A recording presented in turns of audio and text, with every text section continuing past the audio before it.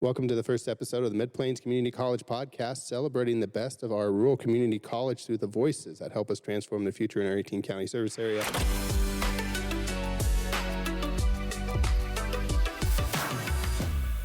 Today's guest is President Ryan Purdy. Ryan has been with MPCC for 24 years and has served as a president of MPCC for the last 14 years. Thank you, Ryan, for being with us today. Yeah, exciting to be the first podcast at the new space, so it's pretty awesome. We're setting the bar high. We're starting with the president, so the only way we have to go is down, right? Let's hope we go up, right? Yeah, we got to keep going up. Got to keep climbing up.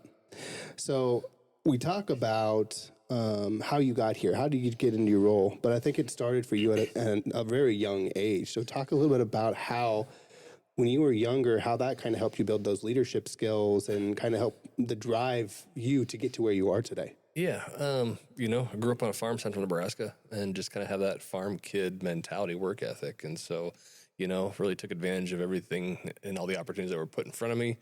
Going to high school, we got very active in FFA, obviously, coming from a farm background. Fun fact, state livestock judging champion my junior year of high school. But had planned to go all the way through just in farming, in something in ag, and I didn't come back to the farm. But, took an accounting class and found my continued love for numbers.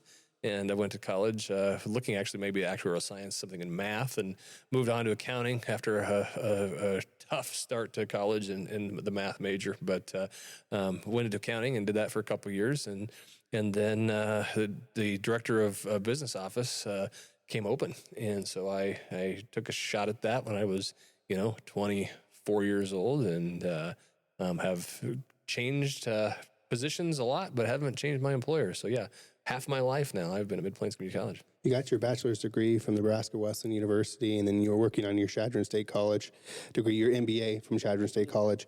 There's a lot of education there to become a college president. We'll probably get to that a little bit later, but those goals, what were those goals that you had for yourself upon graduating from college? Went to Nebraska Wesleyan. Again, you mentioned I was on the track team, so shot and discus. I was the reigning Nebraska Iowa Athletic Conference shot put champion. Before that conference folded into the Great Plains Athletic Conference, but that was kind of a fun fact as well. But no, I'd planned to be a CPA, and going into working in public accounting. And as I was being a math major, they changed the rules, and you had to have 150 undergraduate hours before you were eligible to set for the CPA exam.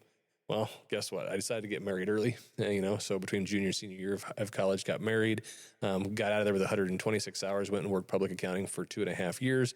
Thought at some point I would go back, but, after coming from parents who were divorced and not seeing my mom and dad a lot, knew that I didn't want that for my kids. And so once we had our oldest, and then obviously the director of accounting came open, knew I didn't have to deal with the tax season, decided that I wanted to go that route. And so that's how I kind of got to Mid-Plains, and then, served in the role of business office, moving to vice president for administrative services, served there for about 10 years before I assumed the presidency. And as I'm making that transition, and obviously other administrative changes at the college at the same time, having to navigate through those, board says if you want this role permanently, you probably should consider getting your master's degree. So I did. I started in March of 2012, and I crammed through it like crazy, having 3 small children, being the CFO and the CEO for the first 10 months of that, and graduated in December of 13 from Chadron State College with my MBA.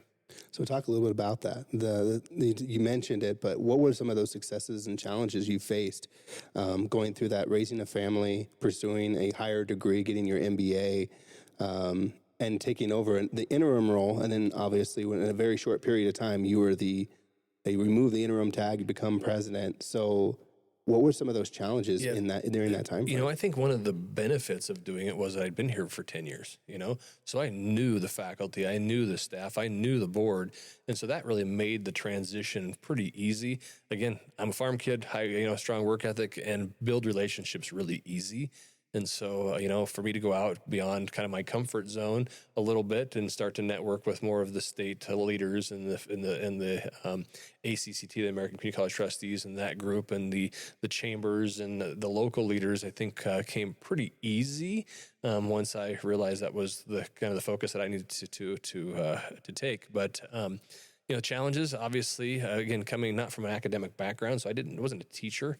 I was more on the business side. And so I do think that helped a lot as we kind of faced some of the financial challenges and continue to do that. I'm kind of looked upon by my peers, the community college presidents in the state, when it comes to finance and funding. And so I enjoy that piece of it. But, it helps us, I think, at Mid-Plains to be able to navigate some of these financial challenges, since that is my background. So you've been the president, and you've been part of the college for 24 years. You've been president for 14 years.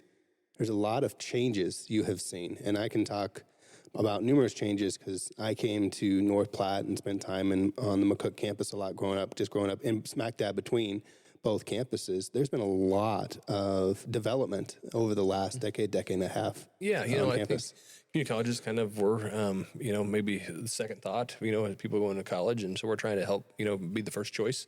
And so we have really put a lot of time and energy into making sure that our facilities were top notch. We have fantastic faculty and staff. And so obviously want to make sure that we're meeting our students where they're at. But yeah, you look at the last 24 years where facilities have gone, landlocked campus in McCook. We added the event center into Kelly Park on the north side. We're given a gracious donation of East Campus, the old Republican River Valley Event Center, or Elks Club, as McCook people would recognize. And so we've converted that, thank goodness for COVID. I mean, COVID funding helped transform that facility in a hurry. And it's just been a great addition to McCook. But look at the community campuses. When I started, we were leasing space and a lot of storefronts. Gail Knotts, our Dean of Outreach and Training, she was the original Ogallala campus coordinator, started that in her basement. But over the years, we've added those full time. We've got permanent facilities. Our communities that we are in have been huge supporters with funding to help develop those. But, we started with Imperial, was our youngest campus, but an opportunity came up. We were able to successfully purchase a place and renovate it to what we needed. And then Broken Bow and Ogallala came shortly thereafter. And then Valentine's obviously well, what about us? And so they stepped up with the sales tax renewal, gave a significant portion of that sales tax funding to the college to put that in there. We've since expanded Imperial. We've moved into Binkelman with an attendance center, and so trying to make sure that we have accessible facilities for our constituents. And so then North Platte, you look at the South Campus, very commuter campus when it was started back in the 70s, and we added dorms in about 2002, 03. And then we added the Health and Science Center 11-12. So that campus really started to feel more of a residential campus with the addition of housing and multiple academic buildings.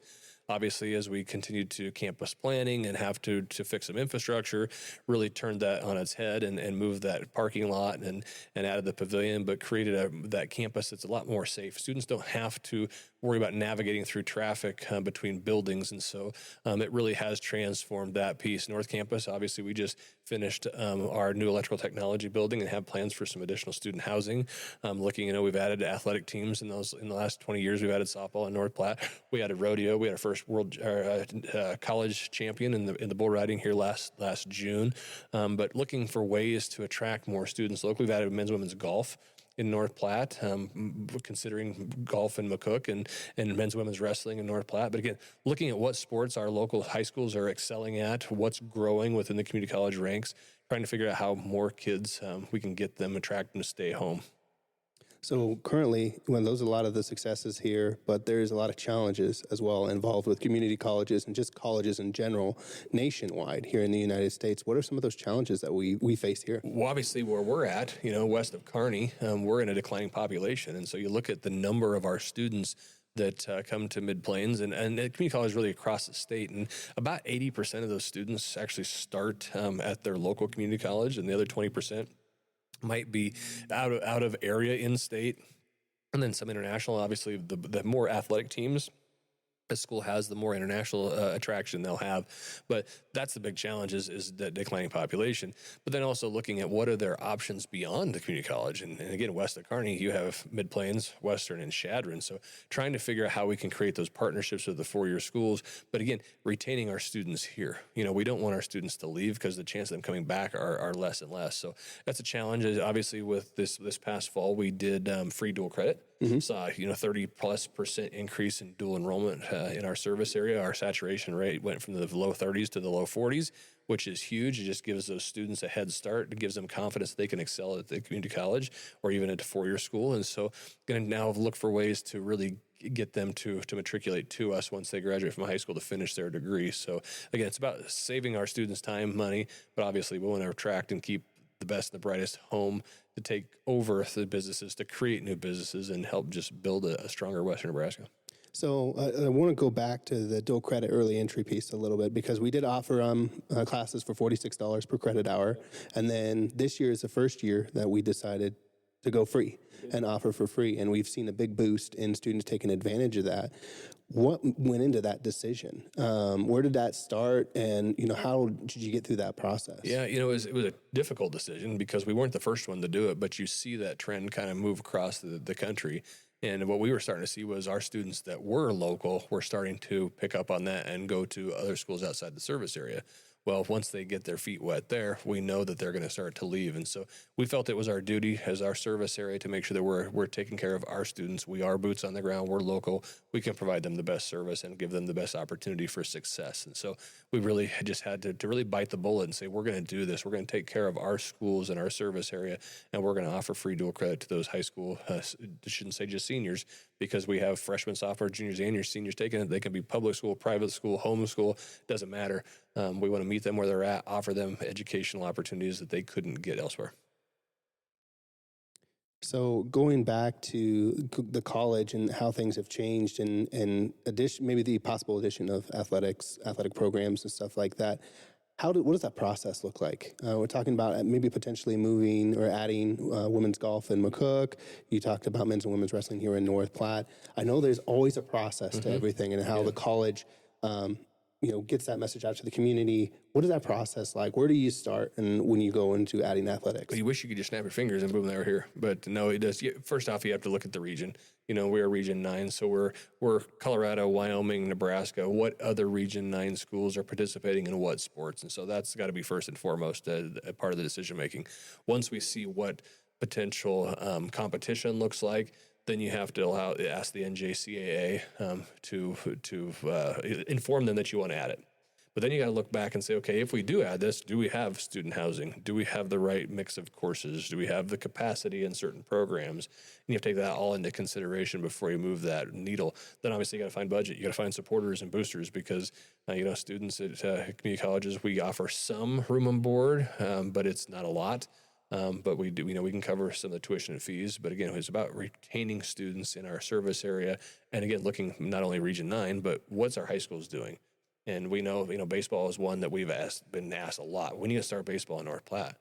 It's tough because there's not a lot of high school baseball teams west of Grand Island. I mean, there's like 5. And so we have one in McCook, and we'll field 40, 45 kids on that team. And so, but you don't have a lot of high-powered Nebraska baseball in western Nebraska. And all of the NAI schools, the Division III, Wesleyan, Nebraska, Creighton, UNO, they all have baseball teams, and look at those rosters, and there's not a lot of Nebraska kids on those rosters.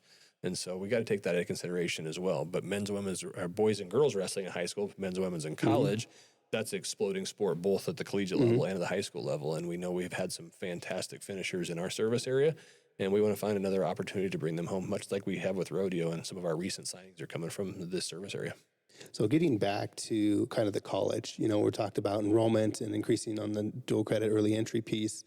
But if somebody's in the community and really looking at how can I help or the college change and grow, what would you say to somebody who's maybe sitting across from you and asking, how can I help? My question would be is what is your passion? Have we been able to offer opportunities that you haven't been able to receive elsewhere in previous lives or wherever? But in order to pay it forward to sustain and grow this service area, we've got to have a strong college.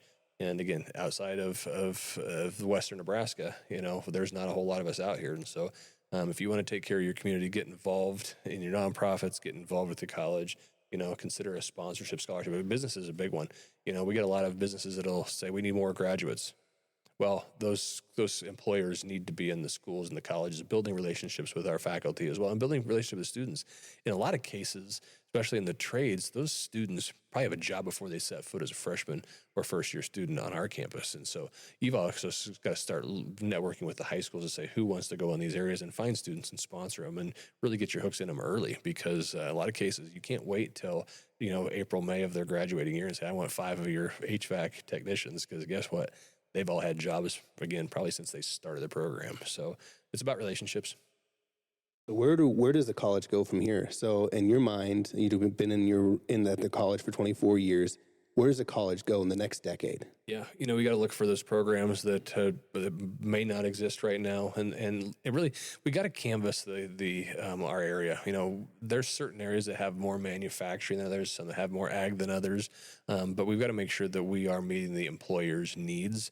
And so that's one focus we have. But also, again, as I've mentioned several times, is west of Kearney, there's not a lot of opportunities for 4 years. And so I do know there is an interim study request for at least to look for community colleges to offer baccalaureate degrees that are needed in their regions. And so we'll see where that takes off. But if it doesn't pan out, obviously we're going to continue to work with our 4-year schools and find more opportunities. But really that's about what it's about. It's about building relationships, making sure that we can accommodate our students' needs in our service area, and partnering with other 4-year schools and even 2-year schools to make sure that we can help guide them to where they want to go and be successful. So it's just going to be, I think it'll be harder. It's going to be more competitive as some businesses and more private schools pop up, or employers and try to do their own training. And again, also just the political climate, of what the value of higher education degrees are. So those are all things that they're not new challenges, but I see them continuing on in the future. And talk a little bit about transfer pathways. We've got a recent transfer pathway in music, so it's a 2+2. Mm-hmm. So 2 years here at Mid-Plains Community College, you can get transferred to UNK for 2 years. Those are also great ways for people to get a start here and then advance their degree at a 4-year institution. They really are, and that's just one example. We have many. We have a lot of transfer agreements with a lot of the other NAIA, the private schools, with UNK, with Shadron. So if you kind of have an idea of what you want to go, just come talk to us and see what's out there. But we're always looking for more ways to build stronger relationships with those schools based on the needs of our students. And so, yeah, the 2+2 of music was an awesome recent one that Kristen Simpson's done a fantastic job working with UNK, but we have the same stuff with the Associate of Fine Arts with the University of Nebraska-Lincoln and other programs as well. So always looking for more ways to serve students. Ryan, I want to thank you so much for coming into the podcast studio today and recording our very first episode of the MPCC podcast. To listen to more podcasts about our rural community college, find us wherever you listen to your favorite podcasts. And remember, you have the power to transform your future. Until next time, have a good day.